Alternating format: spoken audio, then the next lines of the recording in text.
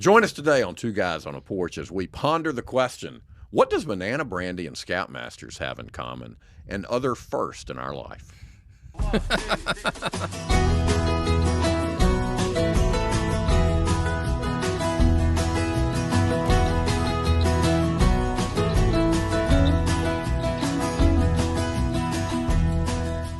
Welcome to Two Guys on a Porch. I'm Jason. This is Bradford. As always, we have my hunting dog, Kimber, with me. She's a little muddy right now. It's a hot summer afternoon, hot summer day. I ran her in the creek, and now she got wet, and now she's a little muddy sitting here in the barn. So here we are, enjoying fellowship sticks, drinking a glass filled with the flavor of friendship, figuring out life sometimes. What are we drinking today, Bradford? We've got a number of expressions that we're trying today. We've got some things we've not tried on the show. Eagle Rare 10, Yep.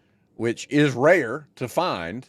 In some places, it's not hard to find, and you don't pay a lot for it when you do. That's another comment, not to jump in too early, but wow, it's amazing how we talked about before how there's a oversupply of bourbon barrels right now.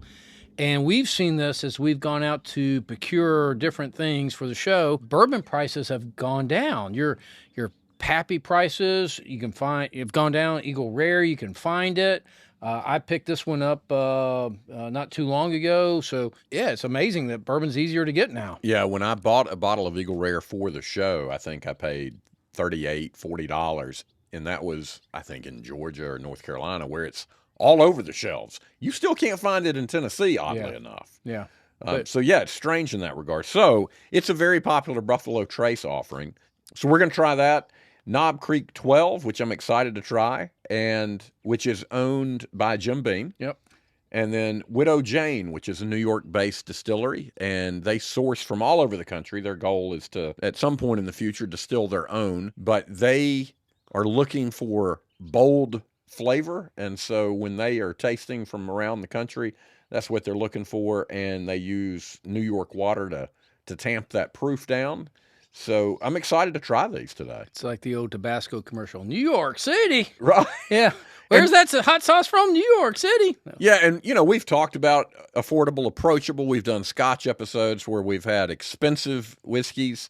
Eagle Rare, if you can find it, is, $40. This Knob Creek 12, and that's pretty aged bourbon. And it's about $75 or $80 a bottle.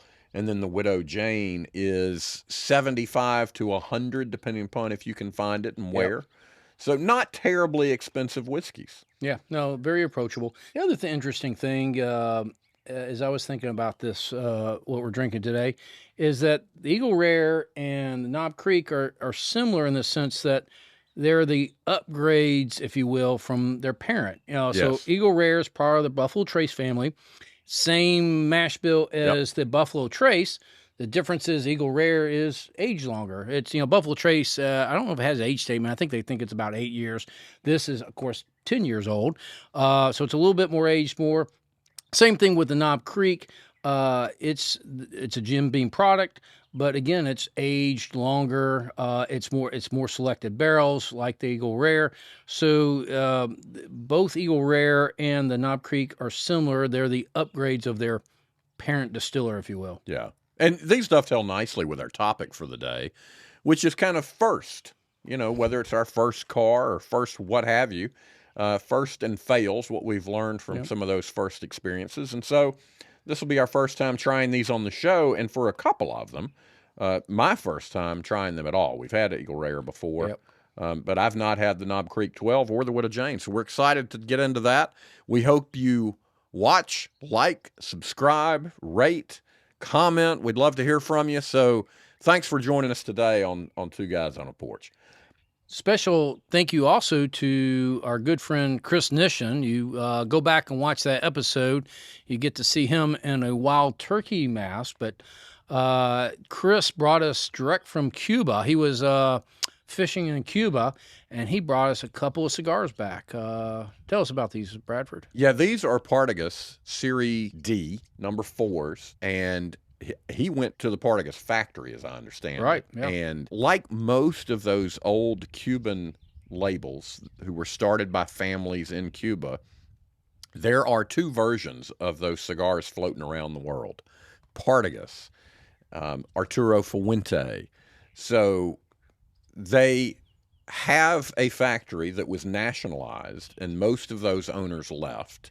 And so there is still Partagás from Cuban seed in Cuba. And that's where he procured these cigars, and man, we are excited to smoke these. Yeah, this is great. This is not a make you nauseous cigar. This is just the antithesis. It's smooth, a little bit of wood to it, but it's just a light.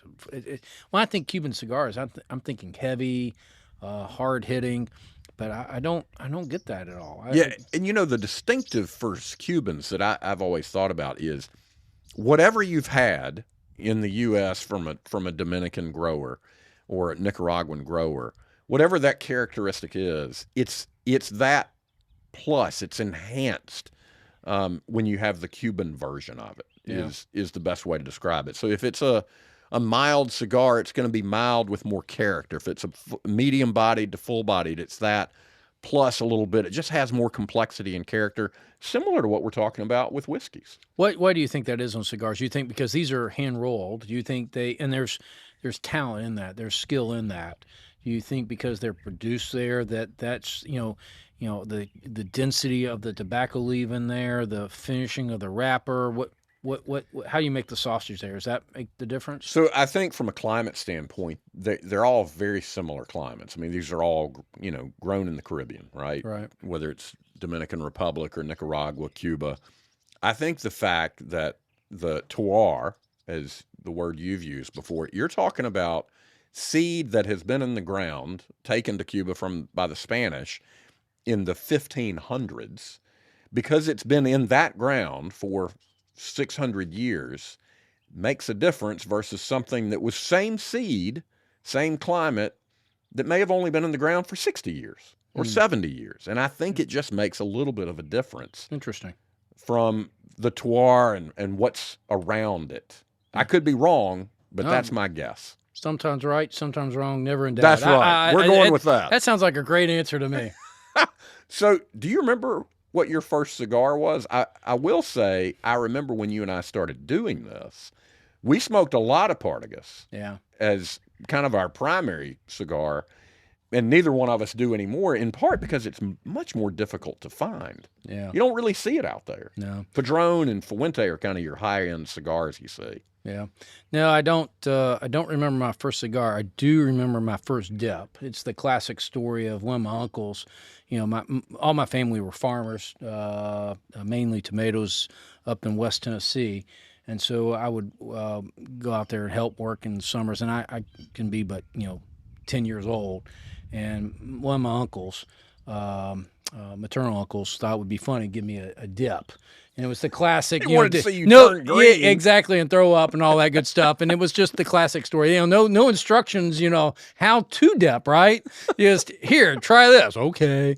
And so that ended the way you thought it would. And of course, I have not dipped since then, so maybe it was in the end good. But cigars, I don't remember my first cigar, but it was a good experience. I enjoyed it, and here I am today. My first cigar was back in the 80s. I was working with a guy. My first career was selling men's clothing, high-end men's clothing, and this dude was finishing his doctorate. He was 20 years old. He was finishing his doctorate to become an English professor. But he was like, hey, man, try this. And he gave me Macanudo, which we've had on the show. Yeah. And they were these really small, came in a tin, and it looked, very pretentious carrying that around in the breast pocket of your jacket. Oh, yes, have a cigar. And but that's how I got into it. And I'm like, I kind of like this. That's when you can light up in a men's shop, men's clothing well, store. Yeah. Yeah. Nowadays, you get an awful look. Right. Right. So, as we talk about first, let's have our first taste of one of these whiskeys. And I'm tempted to start on my end where we've got the Widow Jane displayed. I've not had this before. Yeah. Now, Huff Daddy, how are they organized by barrel? Okay, So this is the Widow Jane, and we're looking at a proof of 91. And as I said, the idea for them is they want it to be bold. They want to bite you. So this is bourbon. It's distilled in Kentucky. It's distilled and barreled in Kentucky, and then proofed and bottled up in New York.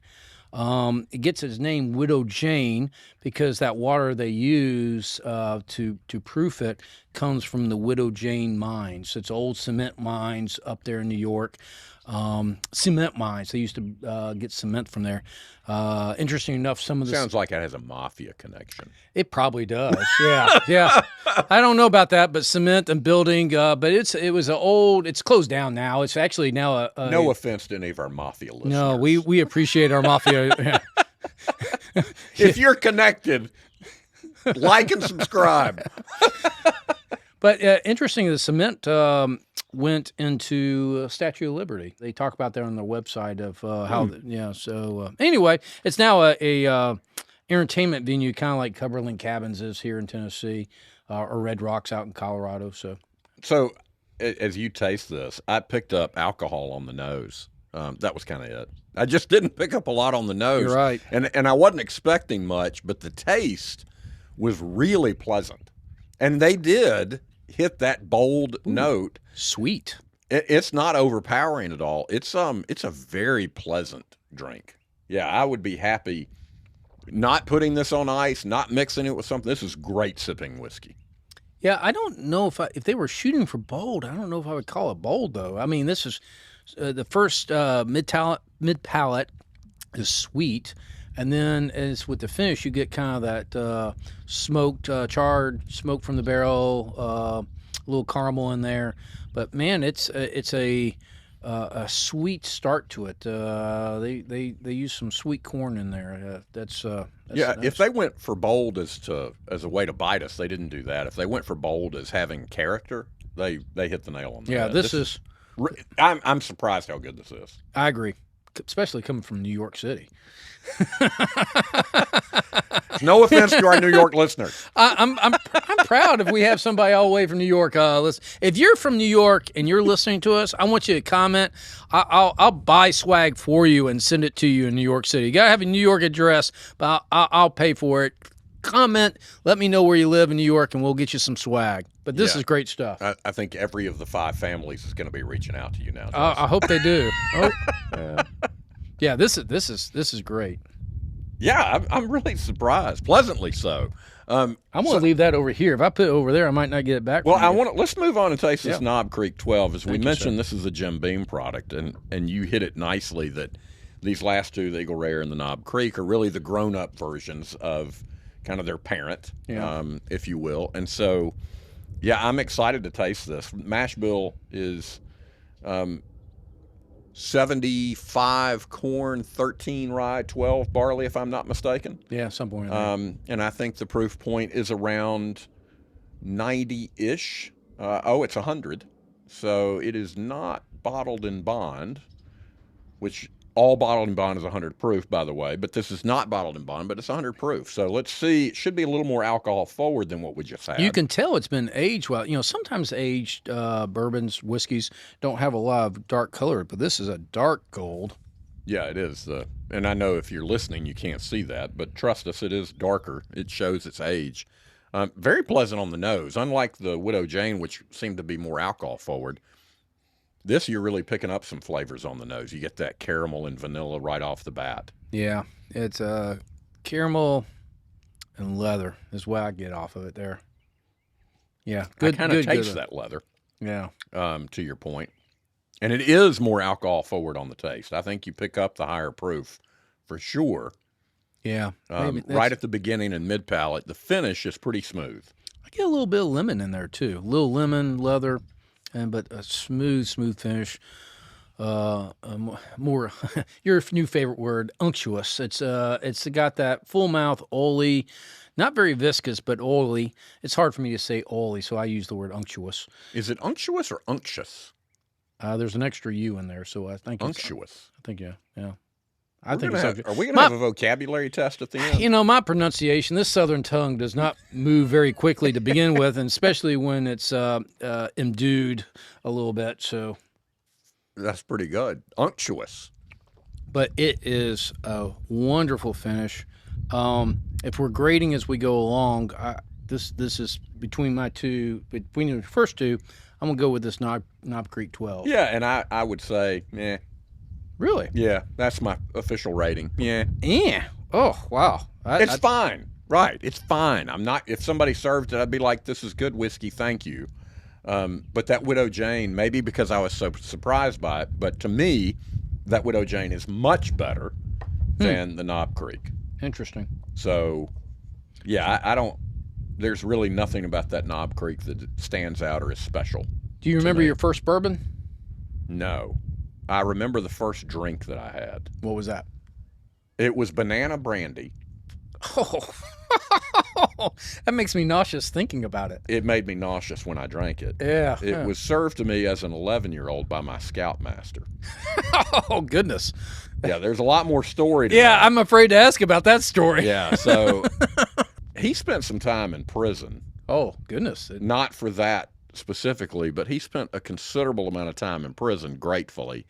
But that was the first drink that I had, and it was such a bad experience. I didn't drink anything as a teenager. I mean, it wasn't until middle of college. I think maybe 20 or 21 when I would have a drink again, because I couldn't smell a banana that was more than a couple of days old before my stomach would begin to turn. So that was not a pleasant experience. Now, my first time buying liquor was when I was 16 years old and my mother got embarrassed. We had an uncle that lived with us, and he was prescribed by his doctor, you probably need to drink a little bit of whiskey every day to help you sleep. Well, he took that to heart. Gotta follow doctor's orders. And he liked Dixie Dew straight corn whiskey, which you cannot find. The best equivalent And the world's today, better for that. The best equivalent would be Mellow Corn, which is a Heaven Hill product. It looks kind of the same, and it's the same thing, basically.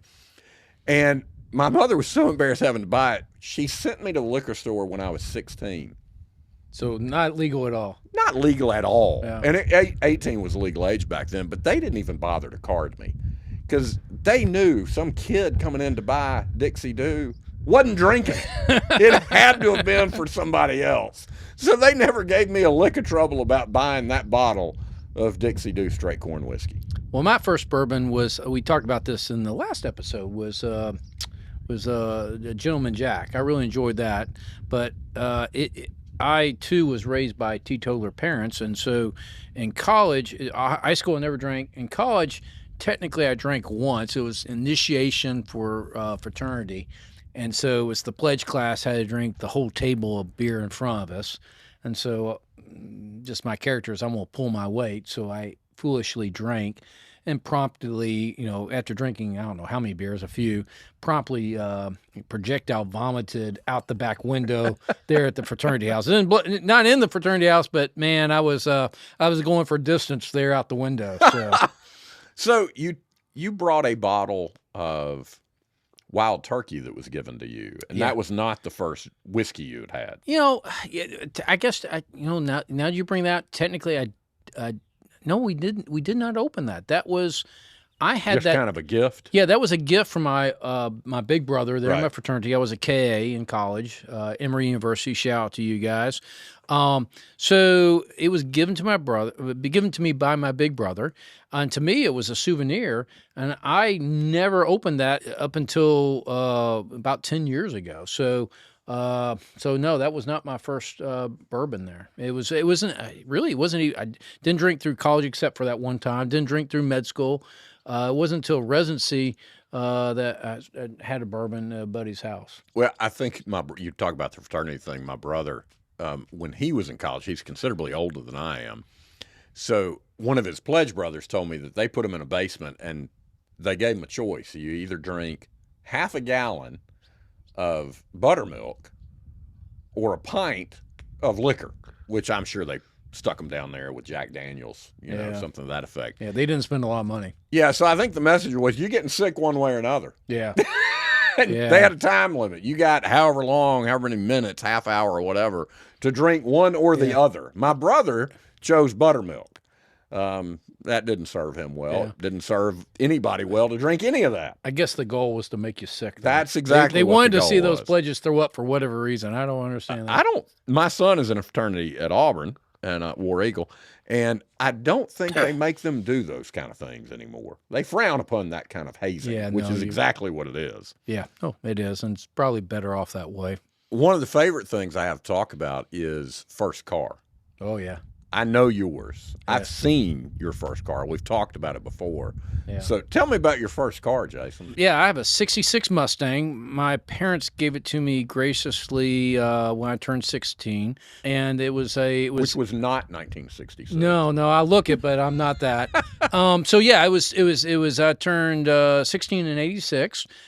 It was 20 years old at the time then. My parents ate lunch at the same restaurant there in Memphis for lunch every day. And Jim's Place East, one of the owners, Costa's there, he talked to my parents and said, well, I have an old Mustang I'd be willing to sell you. Costa actually bought the car new off the lot in 1966. And then kept it at his house, drive it occasionally, and wasn't really using it and was willing to sell it to my parents. So I am the second owner of that Mustang. I say present tense because I still own it. I drove it all through college, or all through high school, all through college. I should say I sweated through all those years. No AC in those. Because, again, I grew up in Memphis, went to college in Atlanta, hot Atlanta, and this is pure 66 Mustang. Air conditioning was the little window, the triangular window that tilted in that could get more of a breeze. And so you had hot air blowing on you, and if you were wearing an Oxford cloth shirt, you needed to sit on something because otherwise your back was going to be wet when you got to where you were going. Yeah, and if we've got any car guys out there, that Mustang was built first, 64.5 was the first release of those cars, and it was kind of built as a secretary's car. That's right. That's the way it was marketed, and it had a 289 engine with 0 horsepower, a little over 200. 0 to 60 in about a minute and a half. Yeah, but it was the best thing ever because it's your car. We nicknamed it the Stallion because it was just awesome. Yeah. So Ford hired Carroll Shelby, and he began to put some monster engines in those cars, making the Mustang the legend that it was. So that partnership, effectively, Ford with Lee Iacocca being the brainchild of the Mustang, and then Carroll Shelby really popularizing that car. Yeah, you're exactly right. It doesn't have the old engine in it, old American muscle engine in it. It didn't have the power, didn't guzzle gas. Yours has that 289 still. Yeah, it still has it, and I still have it. So I kept it all these years. I did get, once I got into med school, I got another car with air conditioning, and so that was nice. But I never could bear to get rid of the Stallion, so I kept it. It got run down, and then when I finally got into practice, I was able to send it off and got off the frame restoration, and so it's sentimental. It's the car that my wife and I first dated, or I had when we first started dating in college, and so great. It's now kind of a neat date car, and we take it out every now and then, but rain doesn't get on it. It just sits in the garage and is babied all the time. Well, and that's, the provenance of vehicles. Again, speaking to car guys that are listeners, is, the provenance of a vehicle really adds a great deal of value. And the fact that you're the second owner and have had it for that long and put it in that condition, it just makes it a really cool car and a really cool story. Yeah. My first car would be a 72 Chevy stepside. 3 on the tree. Again, 0 to 60, it would fail against your Mustang. As weakly powered as your car was, mine, I don't know if it would go 60 miles an hour. But you know what the real gift of that car would be in present day? You could leave it unlocked and nobody would ever steal it because nobody would know how to drive it. Oh, my truck? Yeah. Yes. Yeah. If you lived in Memphis where cars are stolen multiple times every day, you could leave it unlocked. Nobody's going to steal it because they wouldn't know how to drive it. They wouldn't know how to drive it. Well, and I've advocated for the idea of you should learn how to drive with a clutch. You've got to shift gears because, granted, on the column, it's a little more challenging because that was less common, but even on the floor, because you can't text if you're shifting gears. Yeah, you got both hands working. You can't go through the drive-through and eat your dinner driving through town because you're shifting gears a lot. But, nobody knows how to drive a stick. Now, I learned on a stick, but there's no sticks. It's like learning how to write cursive. People don't know how to write cursive anymore. I mean, and okay, great. Maybe it's good to know how to do it, but everybody types everything now. There's hardly handwritten anything, much less need to write quickly. And that's the purpose of cursive, is to handwrite quickly. So my car was a faded puke green color. It was very desirable. Yeah, it was wonderful. And my friends, the lesson in this car was, one, it became the trash can. Yeah. Because we would park in the parking lot at school, and it was like they were, going to McDonald's or Burger King or whatever. And so we would leave school, and there's trash in my back of the truck. You just right? throw it in the back. They're like, oh, there's this truck. So trash. And I knew if a girl went out with me, it had to do with me. It wasn't what I was driving. So I had a friend who had a little Fiat convertible, and I thought, they don't know you, dude. They're going out because they want to be in the car. Are you insinuating that Emily went out with me originally just because of my cool Mustang? You didn't have a convertible, so no. Okay, I didn't say fine. Well, it was all you, buddy. All right. Well, 30+ years, 32 years later, we're safe still. Yeah.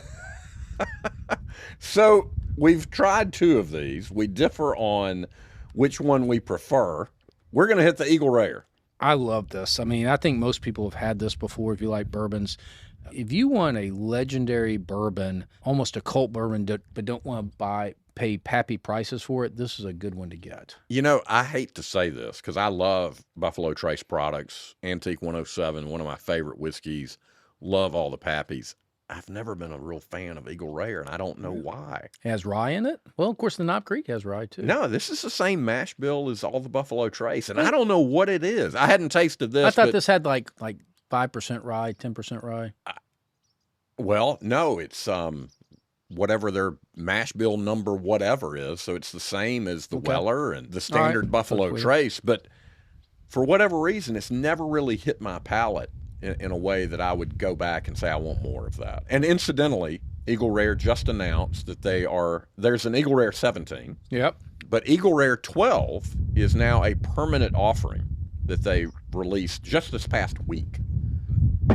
Ooh. So the wind's picking up. We're in the barn again because there's a storm coming in, and we just felt it. Yeah, exactly.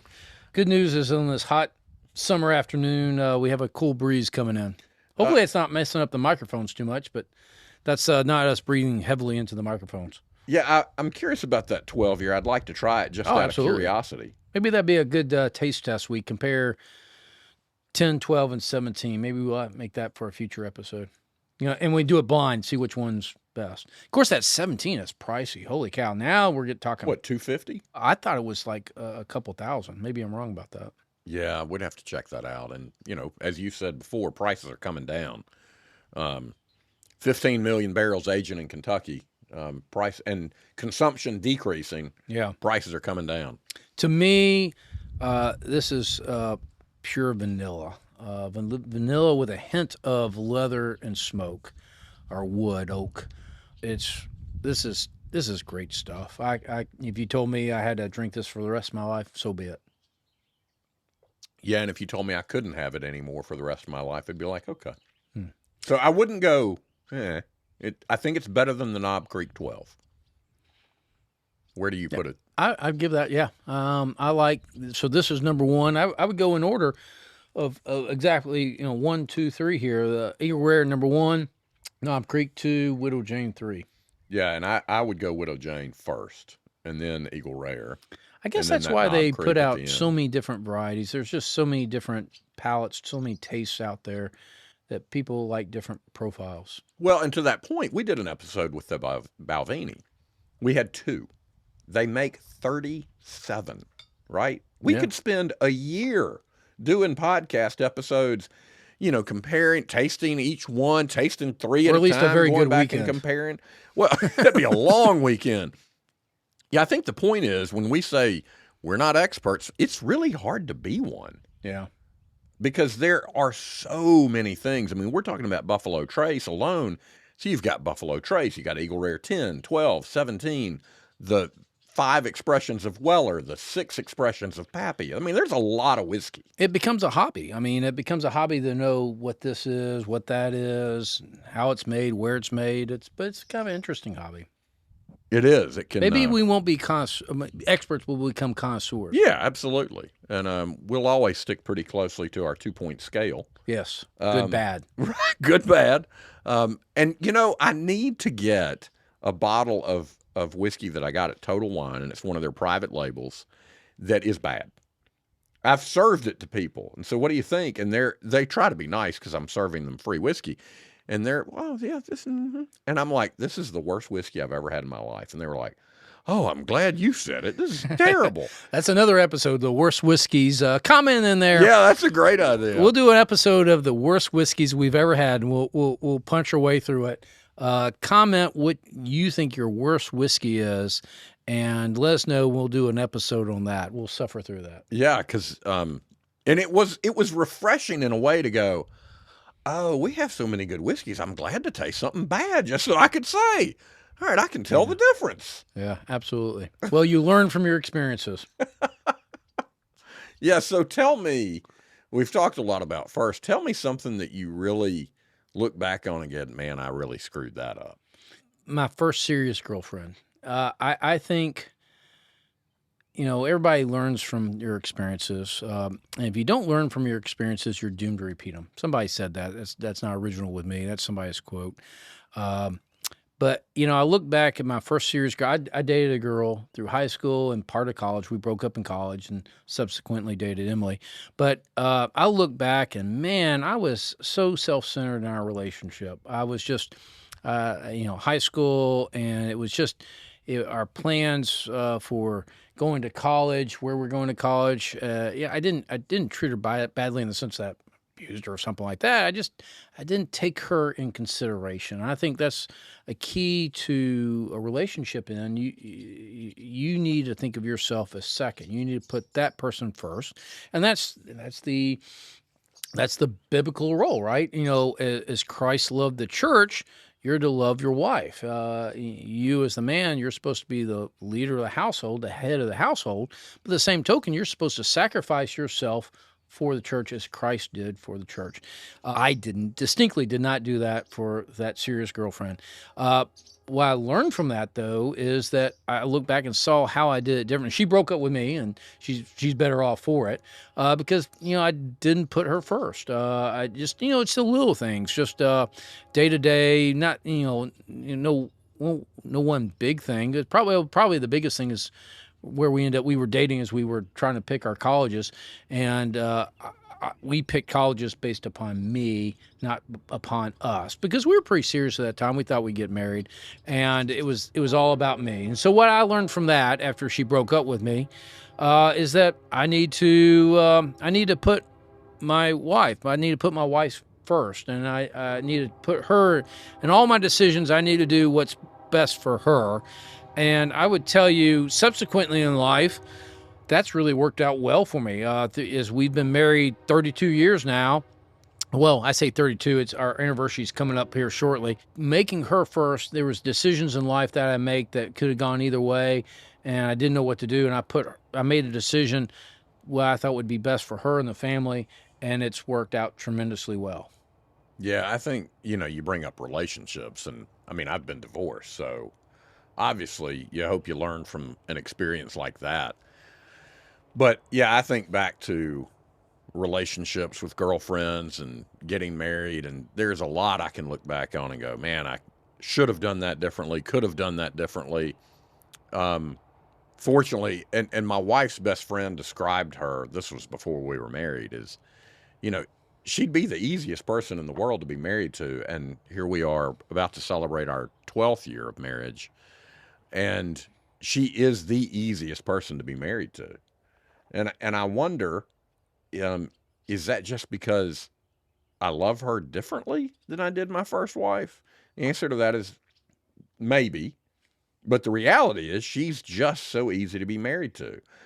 And I think it makes me want to consider her first. So it's kind of this good cycle of, because she's so considerate of me, I then am so considerate of her.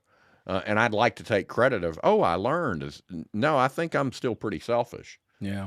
I just think I respond to her.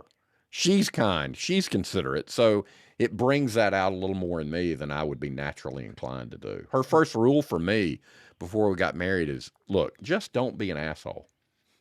Now, that's a low bar for most people.